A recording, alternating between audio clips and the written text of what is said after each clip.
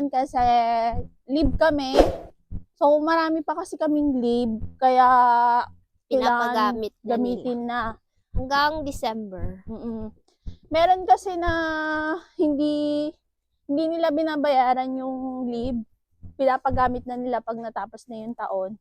So, meron namang company na binabayaran naman yun.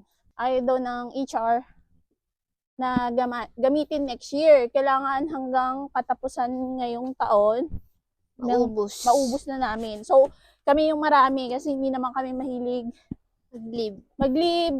Ito, magtatapon kami ng basura. Dito din naman sa Czech is may mga segregation ng mga basura.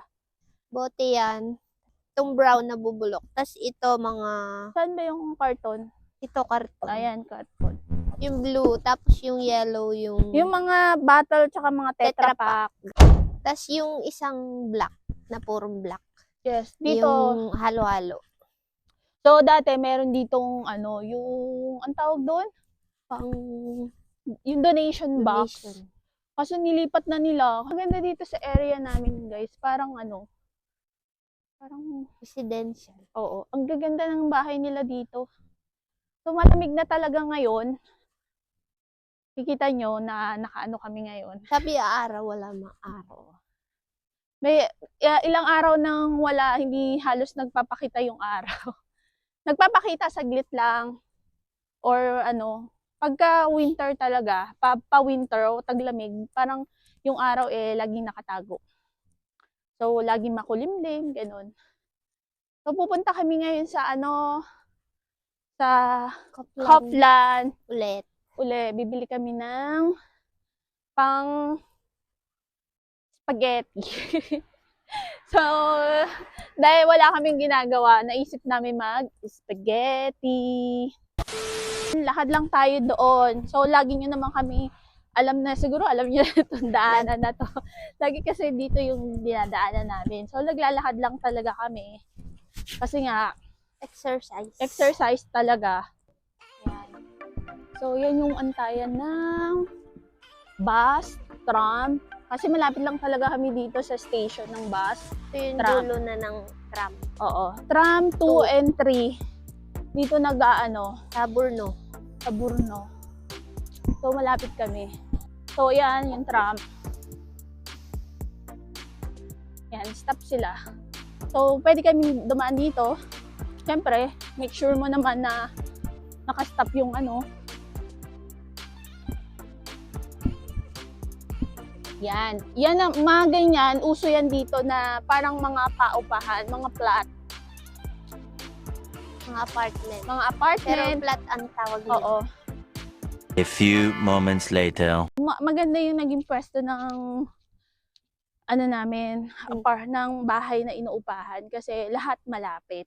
Sobrang lamig na talaga dun sa bahay. So, pwede naman kami mag-heater kasi bubuksan lang namin yung ano, yung sa gas controller kasi meron kaming controller doon kasi may gas yung ano. So, medyo nagtitipid kami kasi nasa amin kamay yung kung matipid kami, ganun lang din yung babayaran namin. So, hindi din ako mahilig sa heater. So, hindi pa yung ibang mga lugar. Lalo yung mga centralized. Oo, hindi pa bukas yung heater. Kumbaga, i-announce yun ng, ewan ko, government na okay na. Yung mga sabay-sabay magbubukas. Pero hindi kami talaga madalas nag-heater. Kasi medyo hindi ako makahinga pag nakaramdam na ako ng init, parang nahihirapan na ako huminga. Kasi parang kulob, ganun. Saka parang tinutuyo ka talaga ng heater. Pag naman nagbukas na kami ng heater, oras lang. Pagka alam ko nang mainit na yung kwarto, papatayin ko na yun. Parang nag-aano lang yun ng 3 to 4 hours. Iinit na yung kwarto. Tapos maliit lang naman yung kwarto. Oo, papatayin na namin. Mamahal yung mga bayad nyo pag sa heater. Pag kayo ay nagbahay. So, okay lang yung tubig tsaka kuryente. Kasi pag nangungupahan kayo, nag-excess kayo, is babayaran nyo po yun. So, minsan, talagang malaki. So, hindi kami nakakapagbayad ng ano, binabalikan pa kami. May balik pa yung may-ari kasi hindi kami nag-heater. So, nag-aalala yung may-ari sa amin kasi bakit daw hindi kami gumagamit ng heater. Yung as in negative na lang. Oo, yung pag nagne-negative dito, doon kami nag-heater, pero saglitan lang yun. Yun yung Kapag may saglitan lang. bisita. Oo. Tara, samahan nyo kaming mamili. Oo, ang daming sale, oh. Um, So, sale yan, guys. ganyan na yung mga kulay. Sale yan. Sale. So, guys, ito, oh, tingnan nyo. Kasi magno-November na, ano nang tawag doon? Halloween? Oo, Halloween ba gagawa yun? na sila ng Oo. ano. So, guys, dati, yung mga fruits na ito is na sa TV ko lang nakikita or sa mga commercial. Mga ganyan. So, masasarap pala yan talaga. Ito, peach. Masarap. Ito, gusto ko to, guys. Ito, oh. Masarap siya. Persimmon. Yung apple dito, magsasawa ka, guys. Yung apple kasi is normal na sa kanila yan. Grabe, no? So, tingnan mo, tingnan nyo, guys. Ganito sila mamili sa patatas. 5 kilo. Yan yung pinakabigas kasi nila.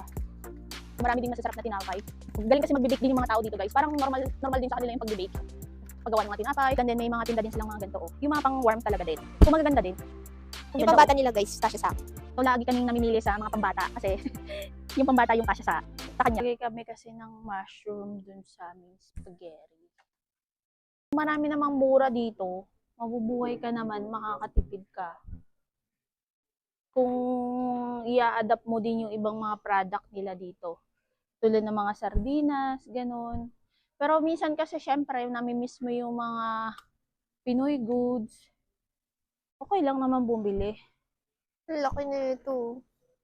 Meron kami isang gusto eh. Masarap Pwede siya. iuwi sa Pinas. So, yun lang yung madalas naming bilhin. Yung tomato. Yan. Yung mga ganyan. Minsan ito, kasi minsan ito din yung nagsisale eh. Ayan, nakabili kami ng pasta na, spaghetti. 18 lang siya.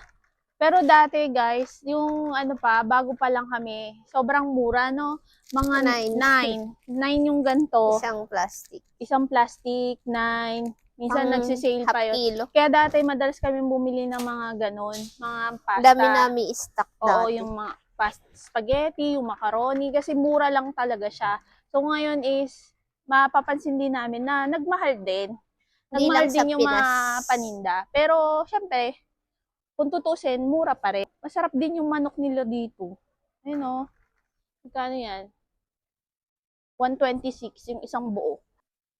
Paubos na yung itlog namin, pero hindi pa rin siya sale. Inaantay namin mag-sale yan eh.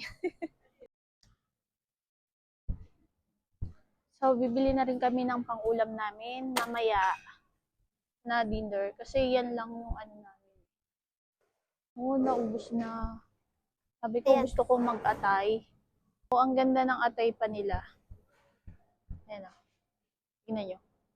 Mag-aatay kami. O, tapos na kami guys. Ayan na yung napamili namin. Dami mga yogurt dito guys. Kung talagang mahilig kayo sa yogurt, sawa kayo. Nung una, lagi kami bumibili. Oo, yung Kung tagal na, expire na. So, dito kami magbabayad. Dito tayo mami. Yan, babayad siya. So, pag iskan nyo, lagay nyo dito. Yan. Kasi parang ititimbang niya yan kung tama talaga yung mga na-iskan niya.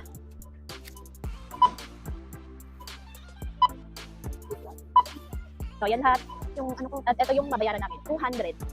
Iskan namin yung namin, parang card dito. So, pay na kami. Lalabas ka dito, yung resibo mo, i-scan mo dyan para bumukas. Ayan. So, ayan guys, uwi na tayo. Tapos na kami. At maglalakad na rin po kami pauwi. Bye po. Ingat kayo Bye. palagi. Lagi pong tatandaan. Mahal tayo ni God. Basta, magtiwala lang tayo sa Kanya. Bye!